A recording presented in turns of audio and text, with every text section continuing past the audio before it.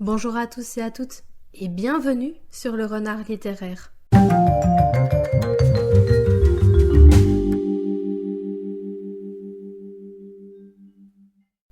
J'espère que vous allez bien, moi je suis ravie de vous retrouver aujourd'hui pour une nouvelle vidéo où je vais vous reparler de 5 pépites littéraires qui sont à mon sens méconnues. Ce sont des livres qu'on ne voit pas souvent passer sur les différents réseaux sociaux et qui pourtant méritent beaucoup plus de lumière et de visibilité. Donc on va commencer tout de suite. Je débute cette vidéo avec un comics que je ne vois pas passer sur les réseaux sociaux alors qu'il est vraiment incroyable. C'est Celui que tu aimes dans les ténèbres, scénarisé par Skottie Young et dessiné par George Corona, publié chez Urban Comics. Nous suivons l'histoire de Ro, une artiste qui commence à avoir un petit succès, mais qui souffre d'un syndrome de l'imposteur et qui peine donc à peindre de nouvelles toiles. Afin de trouver l'inspiration qui la fuit ces derniers temps, Ro va s'installer dans une vieille demeure un petit peu à l'écart de tout et qui serait, selon toute vraisemblance, hantée. J'avais découvert le duo Young et Corona avec leur trilogie nommée Middle West, également éditée chez Urban Comics, et dont je pourrais aussi parler dans une autre vidéo consacrée aux pépites méconnues, car ça avait été une très belle découverte. Donc quand j'ai vu que le duo se reformait pour écrire un one-shot un peu spooky et horrifique, il était évident que j'allais découvrir cette histoire, et comme vous vous en doutez, je n'ai pas été déçue une seule seconde. Tout d'abord, j'avais été totalement séduite par les dessins et par la palette de couleurs qu'utilise George Corona. L'atmosphère très sombre, renfermée et l'isolement progressif de Ro est parfaitement retranscrit par le dessinateur. On sent également qu'aucun élément du dessin n'est laissé au hasard et que les illustrations portent vraiment le récit.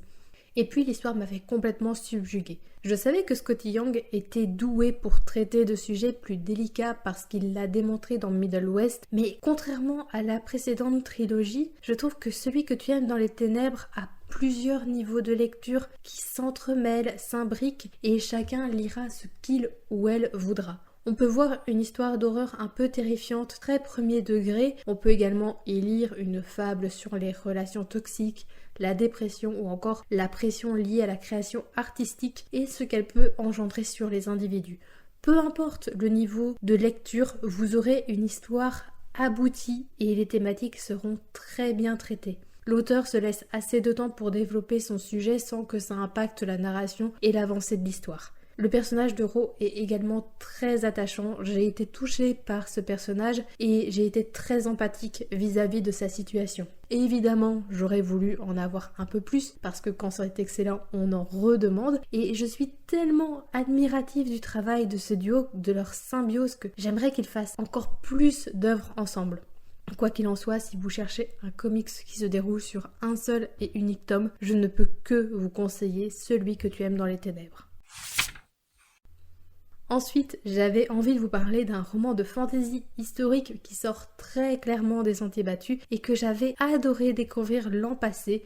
Fantasy guerrière, c'est écrit par Guillaume Lebrun et publié chez Christian Bourgois, que ce soit en grand format ou plus récemment en format poche. Fantasy guerrière, c'est une réinterprétation de la guerre de 100 ans et du rôle qu'a joué Jeanne d'Arc. On suit plus particulièrement le personnage de Yolande d'Aragon qui prend connaissance d'une prophétie selon laquelle une jeune fille va sauver le royaume de France et donc elle va tenter de hâter le destin en créant une école dans laquelle elle va former 15 Jeannes aux arts du combat et du pouvoir. Sauf que la 12e Jeanne va se révéler bien plus forte et plus féroce qu'escompté. C'est un roman qu'on a lu avec les membres du book club suite à l'initiative de l'une d'entre elles qui a proposé ce livre en livre voyageur, donc autant dire que j'étais ravie qu'elle ait eu cette idée. Fantasy guerrière, c'est un véritable ovni extrêmement original et qui va au bout de ses idées. L'histoire est très riche et dès le départ, l'auteur adopte un son mordant et décalé, n'hésitant pas à faire plein de références culturelles et musicales qui sont juste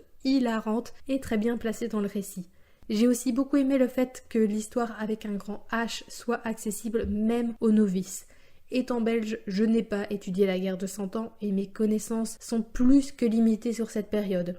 Ce que je connaissais de cette époque, je le dois aux vidéos de Doc7 sur l'histoire des rois de France et d'Angleterre. Alors il est évident que les événements et les différentes batailles ne se sont pas passés comme l'a décrit l'auteur, mais les quelques éléments historiques et la mise en contexte nécessaire au livre n'est pas difficile à comprendre.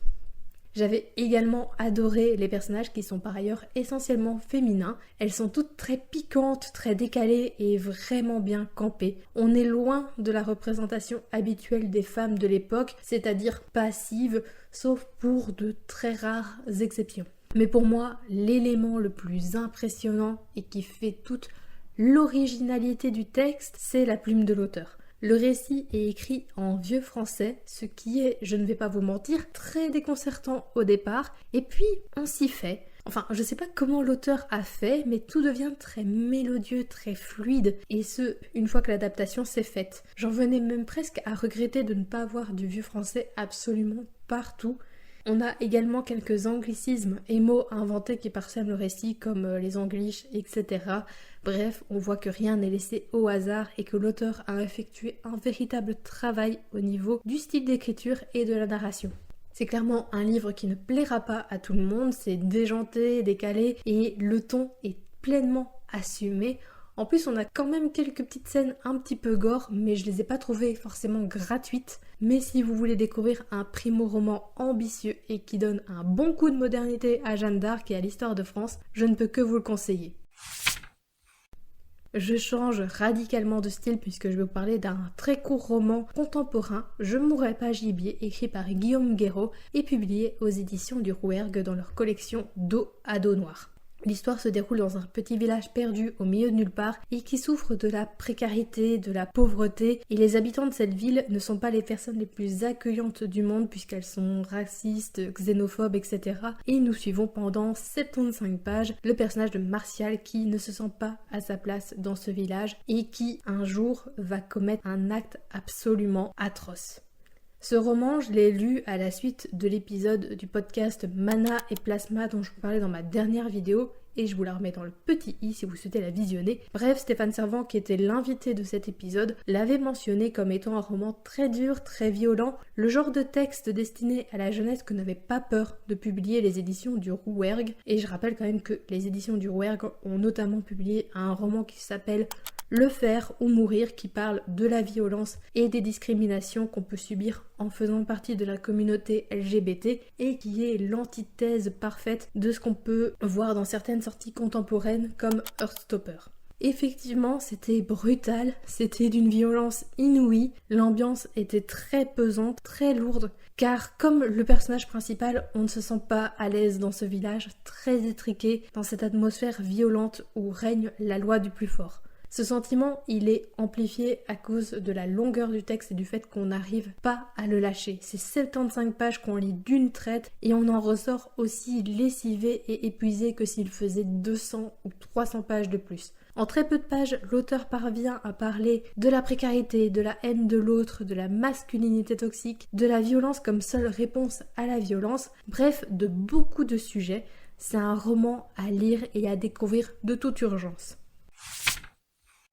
Pour le 4e livre, je vais vous parler d'un roman que j'ai lu durant le confinement, c'est Et plus encore de Patrick Ness, publié chez Gallimard. L'histoire est assez difficile à vous résumer, donc je vais lire la 4e de couverture qui est, à mon sens, bien plus claire que ce que je pourrais vous expliquer. Un garçon se noie dans l'océan, désespéré et seul. Il meurt. Puis il se réveille, endolori mais vivant. Comment est-ce possible ? Quel est cet endroit étrange, complètement désert dans lequel il se trouve ? Se pourrait-il que ce ne soit pas la fin ? Seth cherche à comprendre ce qui lui arrive, démêlant le réel de l'irréel pour trouver un sens à sa vie. J'avais acheté ce livre parce que j'avais eu un énorme coup de cœur pour un autre roman de l'auteur, quelques minutes après minuit. C'est un livre qui m'avait vraiment bouleversée et j'avais envie de lire d'autres livres de cet auteur.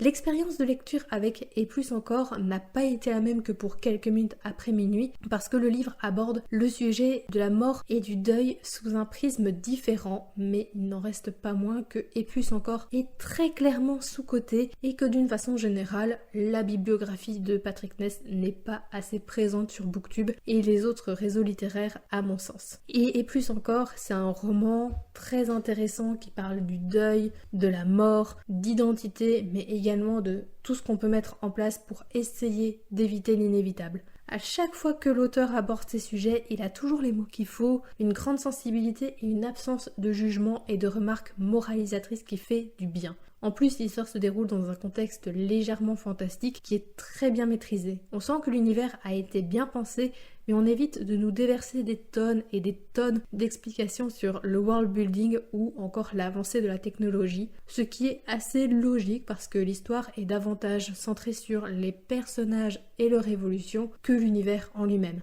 J'avais également beaucoup aimé les personnages, ils étaient attachants, crédibles, et Patrick Ness a évité de les caractériser uniquement sur leur traumatisme ou sur un élément de leur personnalité, ce qui est toujours très appréciable. Le seul point négatif que je dois souligner pour ce roman, en tout cas pour la version grand format, je ne sais pas pour les autres versions, c'est les coquilles à répétition. Au début c'est assez flagrant et puis ça s'estompe, mais je dois bien avouer que ça m'avait fait un peu soupirer. Autrement, c'est un excellent roman et qui mérite bien plus de visibilité, donc n'hésitez pas à le découvrir ou à lire un autre texte de Patrick Ness. Et enfin, je vais terminer avec une bande dessinée qui a été un gros coup de cœur et que je ne vois pour ainsi dire jamais sur les réseaux sociaux. Le Grand Vide qui a été scénarisé et dessiné par Léa Murawek, j'espère que je ne prononce pas trop mal le nom de famille de l'autrice, et le tout a été publié par les éditions 2024. Et je précise aussi qu'il s'agit là de sa toute première publication. Dans Le Grand Vide, on est dans un monde futuriste où la vie et la mort sont déterminées par le fait que les autres pensent à nous. C'est-à-dire que si on marque les esprits et que on fait tout pour rester dans la tête des gens, on devient immortel. A l'inverse, si personne ne pense à nous, eh bien on meurt. Et nous suivons le personnage de Manel Naër, qui est une jeune femme tout à fait lambda et qui souhaite simplement partir en quête du grand vide avec son meilleur ami, loin de toute l'agitation et des personnes qui sont prêtes à tout pour qu'on pense à elle. Sauf que ses plans seront mis à mal lorsqu'elle fait une crise cardiaque parce qu'elle n'est pas assez présente dans les esprits. Le Grand Vide, c'est une bande dessinée qui a une réelle proposition artistique et scénaristique. Je vais peut-être commencer par vous parler du dessin et du style graphique de l'autrice qui est tout simplement incroyable. On a un véritable jeu sur les perspectives, qu'elles soient horizontales ou verticales. Je pense que vous avez pu le voir rien qu'à la couverture et encore, je trouve qu'en vrai c'est encore plus impressionnant. L'autrice joue aussi sur le côté cartoon en proposant des poses tout à fait inhabituelles pour ses personnages. Honnêtement, je trouve que le style est très audacieux et loin des standards de la bande dessinée qu'on peut trouver un peu partout. Ça change et le résultat est on ne peut plus impressionnant. Quant au scénario, il est dans l'air du temps et il est traité de façon très intelligente et pertinente. On rejoint un peu les thèmes de Et plus encore sur la mort, les tactiques qu'on peut mettre en place pour éviter l'inévitable. Mais là, l'autrice va encore plus loin et propose un ton bien plus cynique et désabusé. Et ce ton, il correspond bien au personnage de Manel qui est loin d'être une héroïne parfaite et sans aucun défaut. Elle semble assez désinvolte, mais à partir du moment où elle prend conscience de la cruauté dans l'univers dans lequel elle évolue, elle change du tout au tout et ses peurs, ses traumatismes et son anxiété sont palpables. Bref, pour moi, c'est une BD qui sort largement du lot et qui vaut vraiment la peine qu'on y jette un coup d'œil. En plus, le livre est assez épais, il y a de la matière et de quoi faire plusieurs séances de lecture. L'autrice est très prometteuse et j'ai hâte de découvrir ses autres parutions, notamment semi-science-fiction, dont la couverture est incroyable et qui est donc une bande dessinée muette, ce que j'aime toujours beaucoup.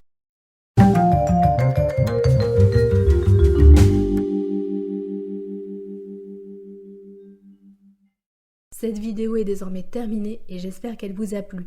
N'hésitez pas à me dire si vous avez lu l'un de ces 5 livres et quel est votre avis là-dessus. N'hésitez pas également à me faire part de 5 pépites littéraires qui sont méconnues à votre sens. Je serais ravie d'échanger avec vous dans l'espace des commentaires. N'hésitez pas également à lâcher un petit pouce bleu, à vous abonner à la chaîne, ce qui vous permettra d'obtenir une notification à chaque fois que je poste une nouvelle vidéo, c'est-à-dire un vendredi sur 2 à 18h30. Et moi, en attendant de vous retrouver dans une prochaine vidéo, je vous souhaite d'excellentes lectures et je vous dis à très bientôt.